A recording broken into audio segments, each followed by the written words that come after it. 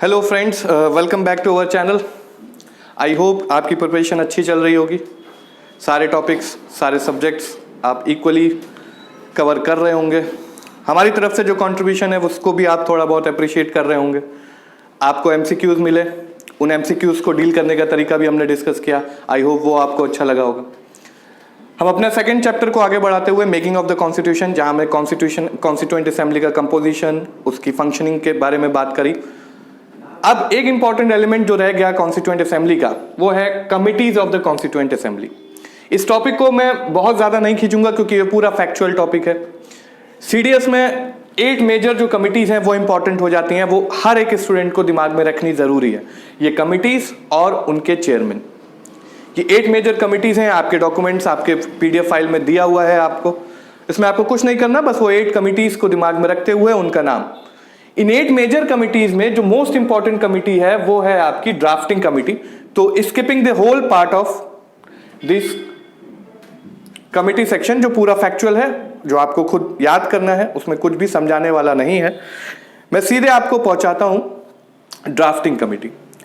Drafting committee वो committee है जिसने आपका कॉन्स्टिट्यूशन ड्राफ्ट तैयार किया। इस कमिटी में 7 मेंबर्स थे और एक चेयरमैन। इस कमिटी के चेयरमैन थे डॉक्टर भीमराव अंबेडकर साहब, और इनके अलावा 7 मेंबर्स थे, और इसमें एक नरसिम्हा राव आपके कॉन्स्टिट्यूशनल एडवाइजर थे। ठीक, वो कॉन्स्टिट्यूशनल एडवाइजर थे तो वो मेंबर की तरह काउंट नहीं किए जाते, लेकिन यस, ओवरऑल कॉन्स्टिट्यूशन मेकिंग में उनका रोल बहुत ज्यादा है। ये मेजर कमिटी को डिस्कस करते हुए हम डिस्कशन आगे बढ़ाते हैं।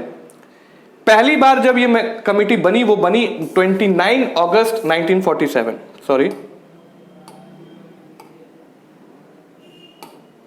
29 अगस्त 1947। ये डेट इंपॉर्टेंट है आपके लिए। इस कमिटी का एक ही मेजर ऑब्जेक्टिव था कि आपके लिए एक नया कॉन्स्टिट्यूशन का ड्राफ्ट तैयार करें। ड्राफ्ट क्या होता है? ड्राफ्ट एक तरीके का फ्रेमवर्क है, ढांचा है। एक्चुअल कॉन्स्टिट्यूशन नहीं है, ढांचा है। प्रपोज कर रहे हैं कि ये चीजें आपके कॉन्स्टिट्यूशन में होनी चाहिए या होंगी।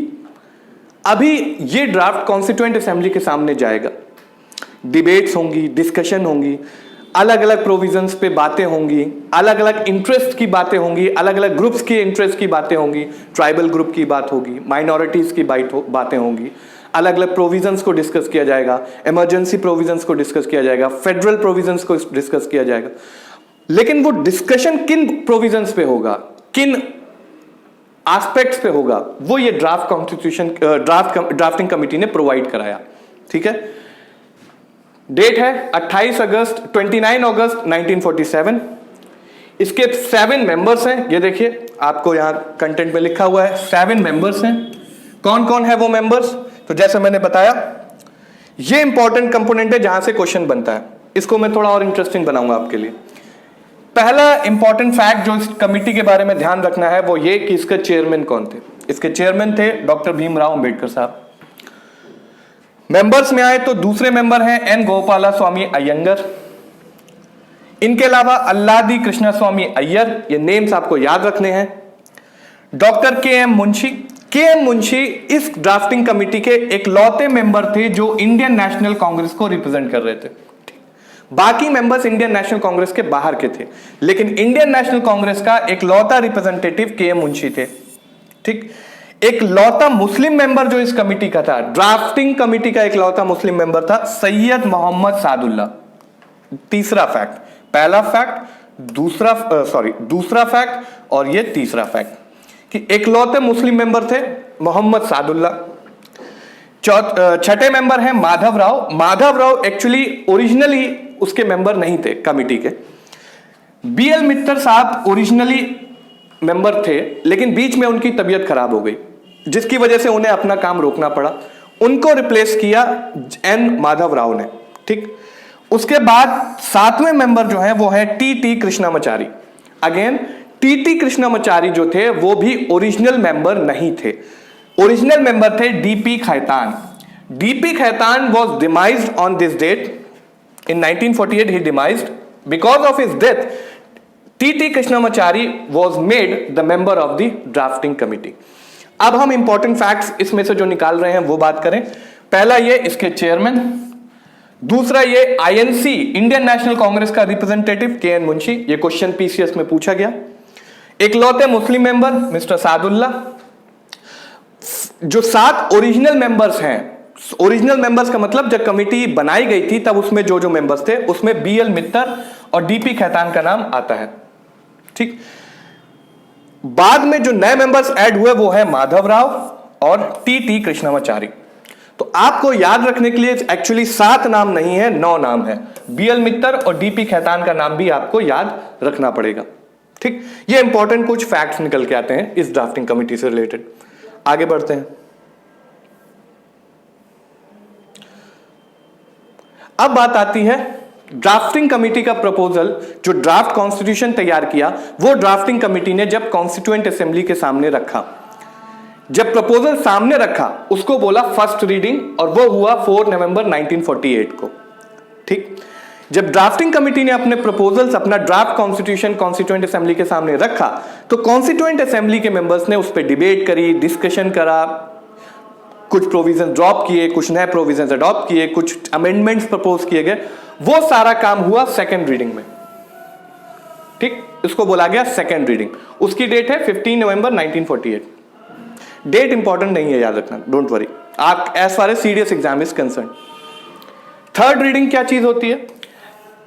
फाइनली जब आपके अमेंडमेंट्स खत्म हो गए, जो अमेंडमेंट्स दिए गए थे उन्हें एक्सेप्ट या डिस्कार्ड कर दिया गया, अब आपका ड्राफ्ट कॉन्स्टिट्यूशन केवल एक स्टेप दूर है, कहां से? इनैक्टमेंट के, पास होने के। तो जब इनैक्टमेंट के लिए कोई चीज दी जाती है तो इसका मतलब आप उस पर वोटिंग करा रहे हो। ये जो थर्ड रीडिंग है उसका वही मतलब है कि अब कॉन्स्टिट्यूएंट असेंबली सीधे सीधे कॉन्स्टिट्यूशन में जो रिफॉर्म्ड कॉन्स्टिट्यूशन है, अमेंडेड कॉन्स्टिट्यूशन है, आफ्टर डिबेट्स एंड डिस्कशंस, उसके बाद सिर्फ इस पे वोटिंग करके इनैक्ट करेगा। That is this third reading. ठीक, motion on draft constitution actually declared as passed on 26 नवंबर 1949। 26 नवंबर 1949 में ये आपका जो कॉन्स्टिट्यूशन डिबेट के लिए गया था उसके बाद उस पर वोटिंग हुई, वो ये फाइनल डेट थी जब ये पूरी तरीके से पास हो गया, इनैक्ट कर दिया गया। ठीक है, सारे मेंबर्स ने और प्रेसिडेंट ने उस पर साइन किया, उसका सिग्नेचर है। आज भी पार्लियामेंट की जो लाइब्रेरी है, जो उसका म्यूजियम है, उसमें वो कॉन्स्टिट्यूशन रखा है जहां पे उन सब सारे मेंबर्स और प्रेसिडेंट के साइन है। ठीक, यही 26 नवंबर 1949 की डेट आपके प्रियम्बल में भी मेंशन्ड है। ठीक, एक इंपॉर्टेंट चीज यही बता दूं, वो आगे भी आएगा। 2 टर्म है, एक है इनैक्टमेंट, एक है कमेंसमेंट।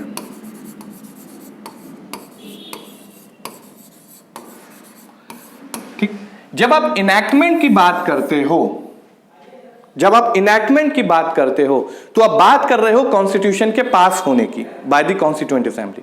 लेकिन जब आप कमेंसमेंट की बात करते हो तब आप बात करते हो एक्चुअली उस कॉन्स्टिट्यूशन के इफेक्टिव होने की, यानी कब से वो इंप्लीमेंटेशन में आया, कब से वो कॉन्स्टिट्यूशन लागू हुआ। ठीक, तो जो इनैक्टमेंट की डेट है वो है आपकी 26 नवंबर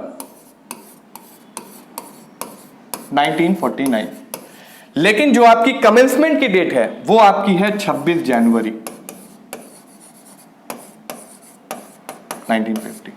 ये 26 जनवरी जो आप रिपब्लिक डे के तौर पर मनाते हो वो कमेंसमेंट की डेट है, जहां से कॉन्स्टिट्यूशन इफेक्ट में आया, एग्जिस्टेंट में आया, शुरुआत में आया, लागू होने के लिए आ गया। लेकिन इनैक्टमेंट जब उसको पास कराया गया वो डेट है 26 नवंबर 1949 की।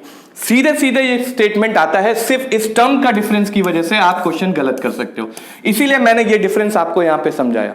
डेट ऑफ इनैक्टमेंट अलग है, डेट ऑफ कमेंसमेंट अलग है। डेट ऑफ इनैक्टमेंट 26 नवंबर है और डेट ऑफ कमेंसमेंट, शुरुआत इफेक्ट होने की, वो 26 जनवरी है। ठीक है, आगे आते हैं।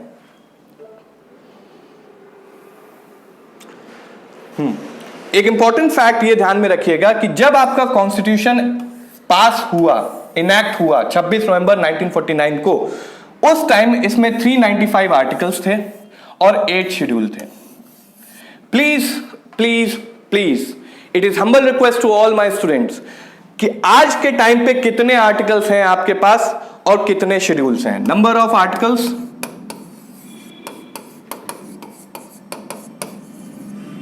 Number of schedules।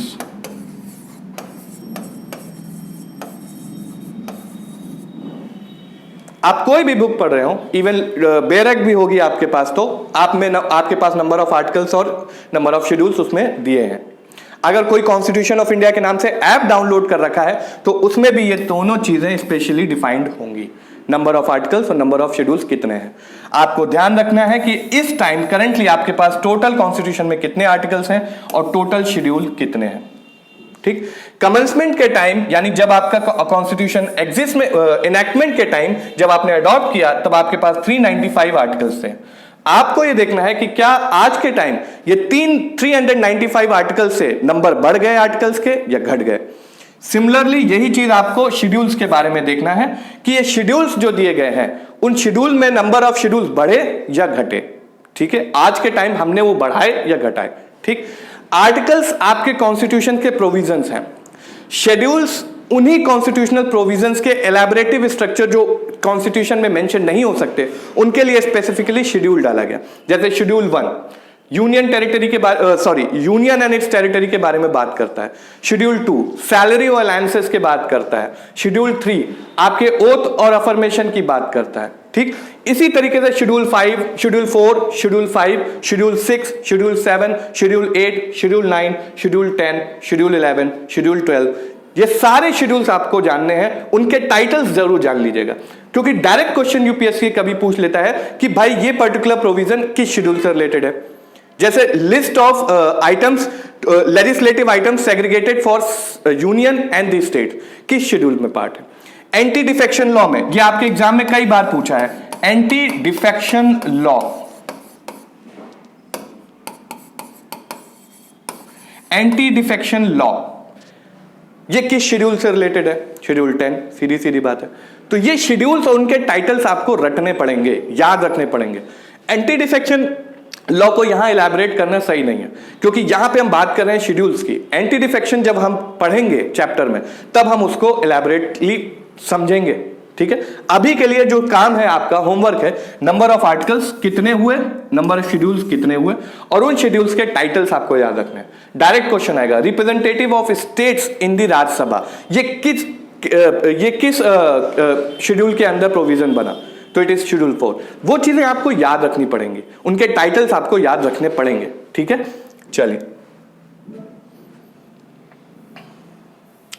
एक ये बात है, ये डायरेक्ट क्वेश्चन कभी नहीं आया, लेकिन हाँ यूपीएससी अपने स्टेटमेंट्स में, जैसे आपको 3-4 स्टेटमेंट देती है, वैसे एक स्टेटमेंट में ये एक बात पूछा था कि preamble was framed before the constitution या preamble was framed after the constitution, ऐसा स्टेटमेंट करके आपको ये चीज पूछी जा सकती है। ठीक, तो उसके लिए मैं स्पेसिफाई कर दूं कि जब आपका कॉन्स्टिट्यूशन पूरी तरीके से तैयार हो गया, आपने देखा रीडिंग की डेट कॉन्स्टिट्यूशन के एडॉप्शन के पहले थी जो कि प्रियम्बल में बनी थी, तो प्रियम्बल में जो डेट है वो डेफिनेटली उसके बाद आई है, तो कॉन्स्टिट्यूशन पहले बना उसके बाद उसका प्रियम्बल बना। तो कॉन्स्टिट्यूशन का आइडियोलॉजी, कॉन्स्टिट्यूशन का फ्रेमवर्क, कॉन्स्टिट्यूशनल की फिलॉसफी, कॉन्स्टिट्यूशनल का ऑब्जेक्टिव क्या है, वो सारा प्रियम्बल में मेंशन है। इसलिए एक बार जब कॉन्स्टिट्यूशन तैयार हो गया तो उसका क्रक्स निकाल के हमने प्रियम्बल में लिख दिया और हमने सबको बता दिया कि अगर कॉन्स्टिट्यूशन हमारा क्या दे सकता है, कॉन्स्टिट्यूशन हमारा क्या है, कॉन्स्टिट्यूशन का सोर्स क्या है पावर का, कॉन्स्टिट्यूशन हमारी कंट्री को क्या स्टेटस देती है, वो सारी चीजें आपको प्रियम्बल पढ़ते ही समझ में आएगा। ठीक है, कि अगर एक इंडियन सोसाइटी क्या है तो it is democratic Republic, it is socialist, it is sovereign, ये स्टेटस ऑफ पॉलिटी है हमारी। ठीक है, सोर्स ऑफ क्या है, पहली लाइन बोलती है we the people of India give to ourselves this constitution. तो कौन दे रहा है, सोर्स क्या है कॉन्स्टिट्यूशन का, we the people of India. Status क्या है, इक्वालिटी, क्या क्या दे सकता है, इक्वालिटी दे रहा है, लिबर्टी दे रहा है। क्या प्रमोट कर रहा है कॉन्स्टिट्यूशन हमारा, फ्रेटर्निटी, भाईचारा। तो प्रियम्बल आपका कुछ नहीं बल्कि कॉन्स्टिट्यूशन का क्रक्स है, उसके ऑब्जेक्टिव्स, उसकी फिलॉसफी को एक्सप्लेन कर रहा है। ठीक है, chairman of drafting committee doctor Bhimrao Ambedkar को उनके काम के लिए उनको बहुत सारे डेजिग्नेशंस दिए गए, बहुत सारे उपाधियां दी गई, अलग अलग नाम दिए गए, जैसे father of the constitution of India, जैसे chief architect of the constitution of India, and most importantly जिसपे पीसीएस में क्वेश्चन पूछा गया, who is known as modern Manu, ये शायद यूपीएससी आईएएस में भी क्वेश्चन पूछा गया, who is known as modern Manu. ये अभी का नहीं है, 90s में क्वेश्चन पूछा गया था, उस टाइम डायरेक्ट फैक्चुअल क्वेश्चन आते थे, तब ये पूछा गया था who is known as modern Manu. Answer is doctor Bhimrao Ambedkar. ठीक है, ये कुछ फैक्चुअल चीजें हैं जिनमें ज्यादा कुछ एक्सप्लेन करने की चीज नहीं है। फादर ऑफ कॉन्स्टिट्यूशन क्यों बोलते हैं, चीफ आर्किटेक्ट कॉन्स्टिट्यूशन का क्यों बोलते हैं, इतनी ड्राफ्टिंग कमेटी के इंपॉर्टेंस के बाद आप समझ ही गए होंगे कि उसका मेजर फ्रेमवर्क ही तैयार किया था उसने, और उस कमेटी के चेयरमैन थे आप। ठीक है,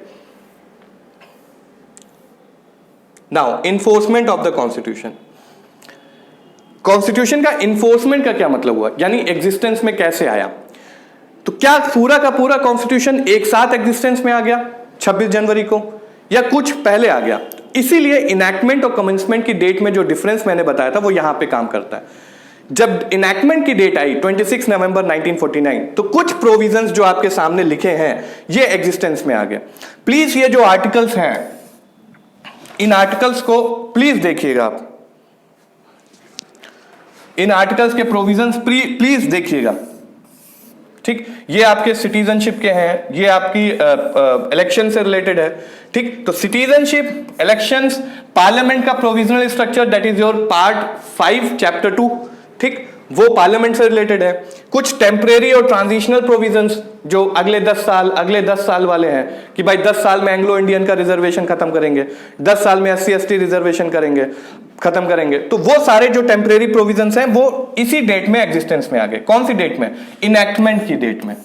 और बाकी जो मेजर पोर्शन था कॉन्स्टिट्यूशन का वो एग्जिस्टेंस में आया आपकी कमेंसमेंट की डेट में, 26 जनवरी 1950 को।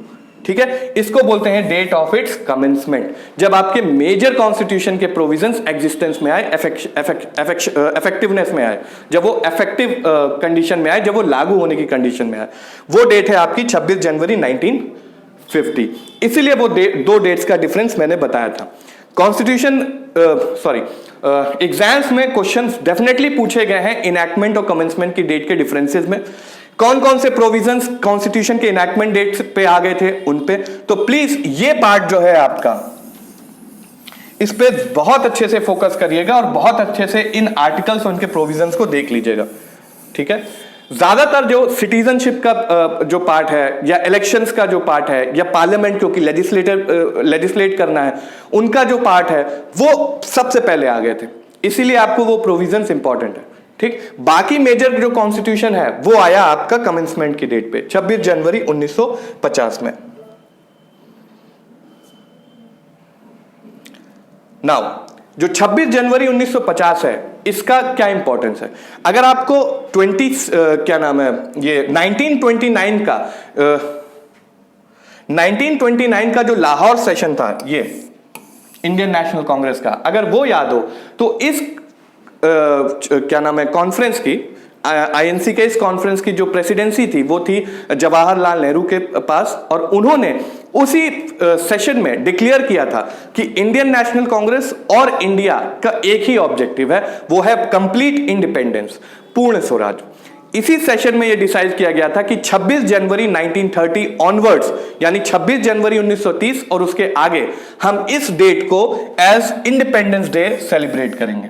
ठीक, इसीलिए जो रिपब्लिक डेट हम आज सेलिब्रेट कर रहे हैं, हमने वो डेट चुनी जब हमने अपने आप को पूर्ण स्वराज के लिए तैयार किया, या पूर्ण स्वराज हमने अपना ऑब्जेक्टिव रखा।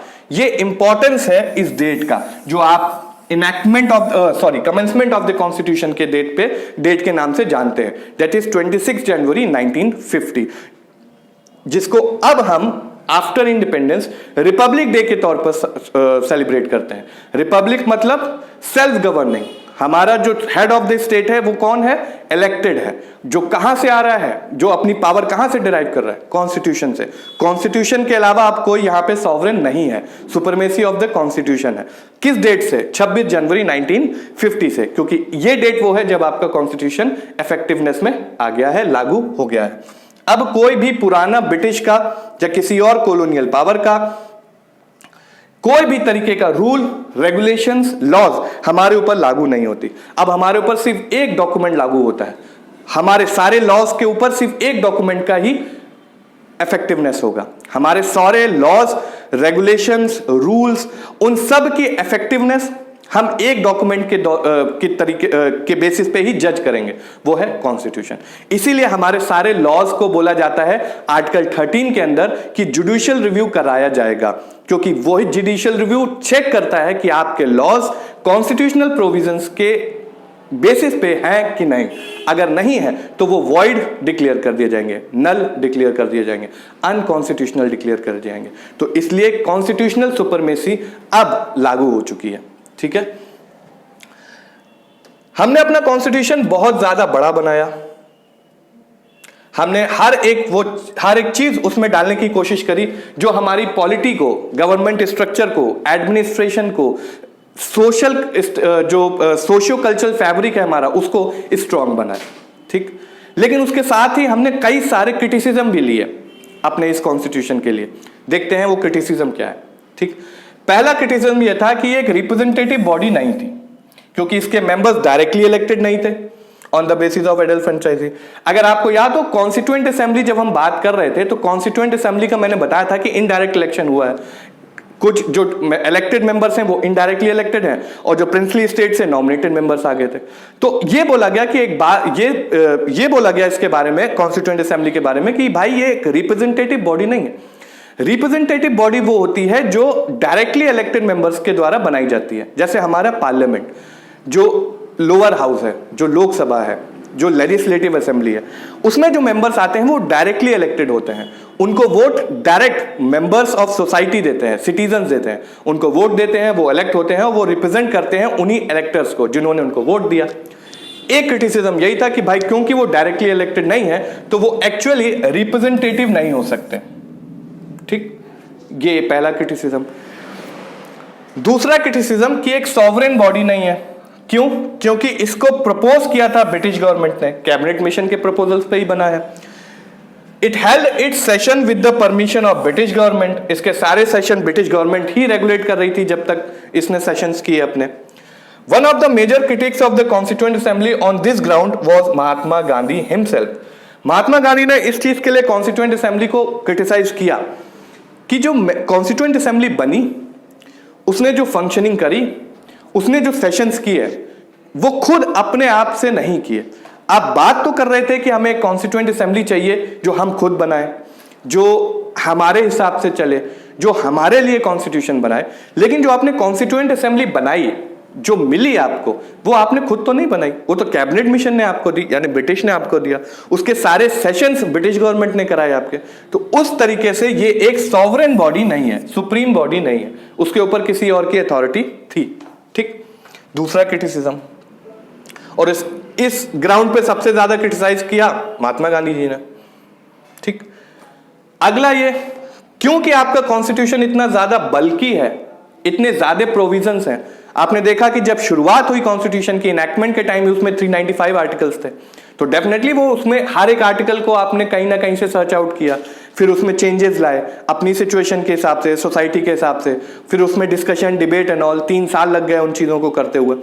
तो इतना बड़ा जब कॉन्स्टिट्यूशन बनाओगे तो वो टाइम टेकिंग तो हो गई, तो अपने में एक वो बन गया क्रिटिसिज्म कि भाई टाइम कंज्यूमिंग है।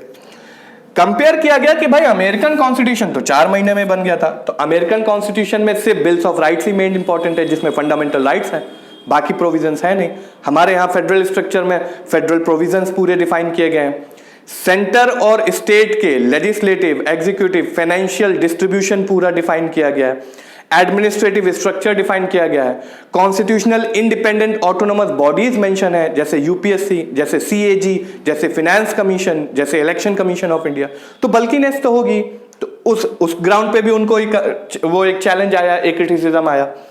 दूसरा मेजर क्रिटिसिज्म ये था कि it was dominated by Indian national Congress. Congress party का डोमिनेशन यहाँ पे बहुत ज्यादा था। एक ग्रॉनवेल ऑस्टिन करके कॉन्स्टिट्यूशनल एक्सपर्ट है, इनकी एक बुक भी आती है कॉन्स्टिट्यूशन के ऊपर, इंटरेस्टिंग बुक है, आप लोगों को पढ़ने की जरूरत नहीं है, बट स्टिल अगर किसी को लगे पढ़नी चाहिए तो ग्रॉनवेल ऑस्टिन की बुक देख लीजिए। 1970s के बाद से इनकी बुक एक्चुअली यूपीएससी एस्पिरेंट पढ़ते हैं जो कॉन्स्टिट्यूशन मेकिंग का प्रोसेस समझते हैं, डिबेट्स जो पढ़ना चाहते हैं कॉन्स्टिट्यूएंट असेंबली, वो सारी चीजें इन्होंने डिस्कस की है। 1960s 70s के बाद की बुक नहीं है वो, उससे पहले की है। ठीक है, गॉर्नेल ऑस्टिन कहते हैं constituent assembly was a one party body in any essentially one party country. Assembly was the Congress and Congress was India. Fact है। इंडियन नेशनल कांग्रेस, मैं इस चीज को इसलिए क्रिटिसिज्म नहीं मानता क्योंकि ये फैक्ट है। क्यों? Indian national Congress was the only body जिसने सारी आइडियोलॉजीज अपने अंदर रखी थी, सारे फैक्शंस उसी के अंदर थे, चाहे वो हिंदू महासभा हो, चाहे वो कम्युनिस्ट ग्रुप हो, चाहे वो सोशलिस्ट ग्रुप हो, चाहे वो सेंट्रलिस्ट ग्रुप हो, चाहे वो लिबरल्स हो, चाहे वो मॉडरेट्स हो, चाहे वो एक्सट्रीमिस्ट हो, वो सारे इंडियन नेशनल कांग्रेस में थे। इंडियन नेशनल कांग्रेस एक ग्रुप था, एक ऑर्गेनाइजेशन था जो इंडियन नेशनल मूवमेंट को चला रहा था, जिसका ऑब्जेक्टिव था फ्रीडम फॉर इंडिया। तो ऐसा ऑर्गेनाइजेशन जब एक कॉन्स्टिट्यूशन में बनाएगा तो डेफिनेटली उसकी डोमिनेंस रहेगी। तो ये चीज तो क्रिटिसिज्म में ले लो या फैक्ट समझ के बात कर लो, ठीक। बाहर से तो कई बंदे आएंगे नहीं। हाँ, ये एक मेजर वो था क्रिटिसिज्म आया कि मेजर लोग जो इंडियन कॉन्स्टिट्यूएंट असेंबली में प्रेजेंट है, उनका जो बैकग्राउंड आप देखोगे तो वो पॉलिटिकल बैकग्राउंड है, पॉलिटिकल और लीगल बैकग्राउंड, यानी ज्यादातर लॉयर्स हैं, पॉलिटिशियंस हैं। तो जो लैंग्वेज है वो थोड़ा सा उसी तरीके की लैंग्वेज है, लैटिन वर्ड्स यूज किए गए, लीगल लैंग्वेज यूज की गई है। तो उन टर्म्स में भी क्रिटिसाइज किया गया कि लैंग्वेज जो है कॉन्स्टिट्यूशन की वो थोड़ा सा सॉफ्ट नहीं है, not easy to understand to a normal person. और दूसरी चीज, उसी की वजह से वो थोड़ा सा बल्की है, ठीक, बल्कीनेस है और complicated language of the constitution. उसका मेजर रीजन यही है कि उसमें ज्यादातर जो मेंबर्स थे उनका बैकग्राउंड पॉलिटिकल बैकग्राउंड था या फिर लीगल बैकग्राउंड था। अगला क्रिटिसिज्म देखते हैं, dominated by the Hindus. Again Lord Vincent Simon called it a body of Hindus. Winston Churchill, again British Prime Minister, claimed that the assembly represented only one major community in India. Outsider है, with all due respect, I am leaving it to you only. Constituent Assembly का